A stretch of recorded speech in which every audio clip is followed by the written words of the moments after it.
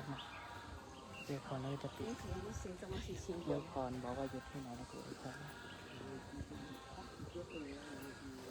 อันนั้นลูกหลานหมดหาจักรพรรดิตอนนี้ท่านพระกัวพิทักษ์ชินวงศ์หรือว่าพระครูไทยนะก็ได้นำพาลูกหลานหมดมหาจักรพรรดินะมากราบไหว้เจ้าแม่กวนอิมนะในการกราบไหว้เจ้าแม่กวนอิมนั้นก็ให้ลูกหลานจักรพรรดิทั้งหลายมวลมหาจักรพรรดิ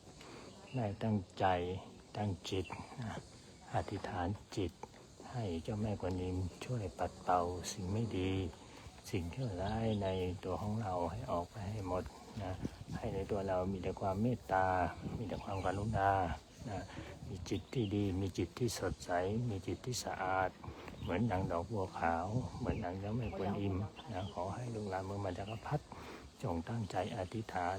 ให้ได้รับพรได้รับสิ่งดีๆจากองค์เจ้าแม่กวนอิมที่มีความสูงถึง76 เมตรนะ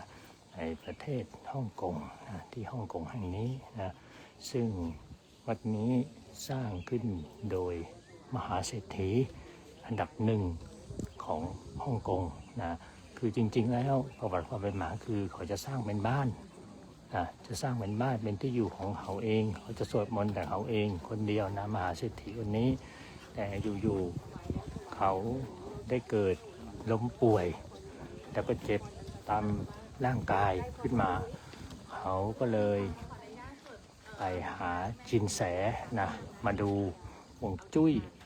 มาดูสิ่งที่เขาสร้างว่ามันเกิดอะไรขึ้นทำไมเขาถึงได้เจ็บได้ป่วยอะไรประมาณนี้นะประวัติความเป็นมาเขาก็เลยไปเอาจินแสมาจินแสก็เลยบอกว่าที่นี่สร้างขึ้นมาแบบนี้แล้วมันเป็นวัดหรือไม่สามารถอยู่ได้นะต้องเปิดให้คนเข้ามาไหว้เข้ามาสักการะนะหรือต้องอยู่ที่อื่นอะไรประมาณนี้ก็คือเหมือนกับว่าสร้างเสร็จแล้วก็จะต้องให้คนอื่นเข้ามาด้วยเหมือนว่าเราต้องมีจิตใจที่เมตตานะเพื่อแผ่ผู้อื่น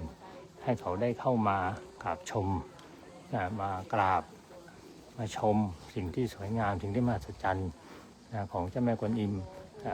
ก็เลยเปิดเป็นสถานที่เรียกว่าวัดของเจ้าแม่กวนอิมที่นี่แล้วก็เท่าแก่คนนั้นก็ได้หายนะจากโรคภัยไข้เจ็บที่เจ็บป่วยนะคือลูกหลานมหาจักรพรรดิที่เห็นตรงนี้แล้วก็ให้ขอเรื่องสุขภาพนะ1 อย่างแล้วก็ขอให้สิ่งที่ไม่ดีจากตัวเรานั้นหมดไปนะมีแต่สิ่งที่ดีๆเข้ามา